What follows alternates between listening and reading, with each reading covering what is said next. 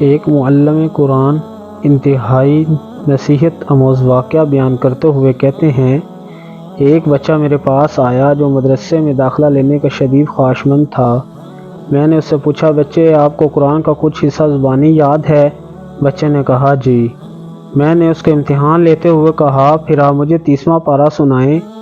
اس نے مجھے 30واں پارہ زبانی سنا دیا۔ میں نے پوچھا، آپ کو سورہ ملک بھی یاد ہے؟ اس نے مجھے سورہ ملک بھی سنا دی۔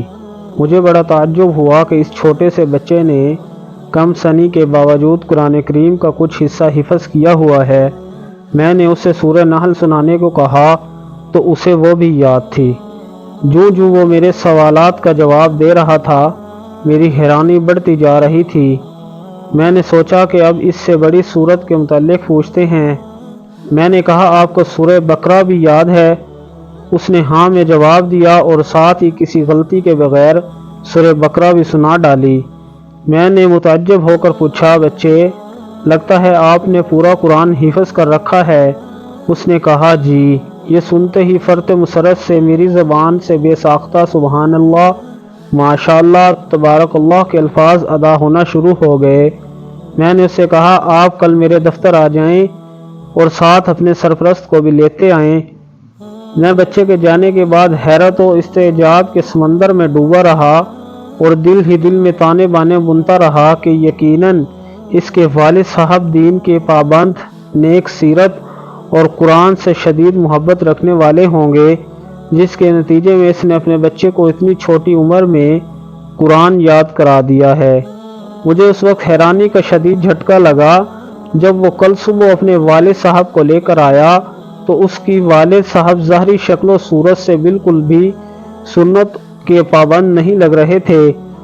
اس بچے کے باپ نے میری پریشانی اور استعجاب کو بھانپ لیا اور فوراً بولا، میں جانتا ہوں کہ آپ میری اس بچے کا والد ہونے کی وجہ سے حیران اور ششدر ہو رہے ہیں۔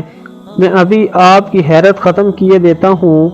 اصل بات یہ ہے کہ اس بچے کے حفظ قرآن کے پیچھے اس کی والدہ کا ہاتھ ہے، جو بچوں کی تربیت کے حوالے سے 1000 آدمیوں کے برابر ہے۔ آپ یہ بات سن کر مزید حیران ہوں گے کہ میرے 3 بیٹے ہیں اور سب قرآن کے حافظ ہیں۔ میری سب سے چھوٹی بیٹی 4 سال کی ہے اور وہ بھی 30واں پارہ حفظ کر چکی ہے۔ میں حیرانی انتہا کو پہنچ چکی تھی۔ میں نے پوچھا، یہ کیسے ممکن ہے؟ 4 سال کی بچی نے 30واں پارہ کیسے یاد کر لیا؟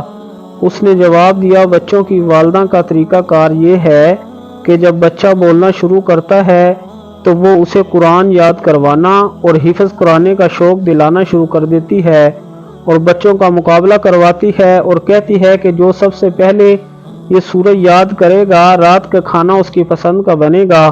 جو سب سے پہلے پارہ حفظ کرے گا، ہم ویکینڈ پر اس کی پسند کی جگہ جائیں گے۔ جو سب سے پہلے قرآن ختم کرے گا، ہم سالانہ چھٹیاں اس کے منتخب کردہ علاقے میں گزارنے جائیں گے۔ یوں بچے اپنے اپنے شوق کی تکمیل کے لیے حفظ قرآن میں بڑھ چڑھ کر حصہ لیتے ہیں۔ جی ہاں، ایسی نیک مائیں ہی گھر سنوارتی ہیں۔ امام بخاری رحمہ اللہ کے امیر المومنین فی الحدیث بننے کے پیچھے ان کی والدہ ہی کی کاوشیں تھیں۔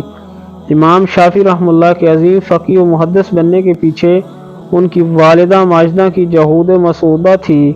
امام مالک رحمہ اللہ کے امام دار الہجرہ کے منصب عالی پر فائز ہونے کے پیچھے ان کی والدہ محترمہ کا ہاتھ تھا۔ امام احمد بن حنبل کے امام اہل سنت والجماعت کا لقب حاصل کرنے کے پیچھے ان کی والدہ محترمہ کی محنتیں تھیں۔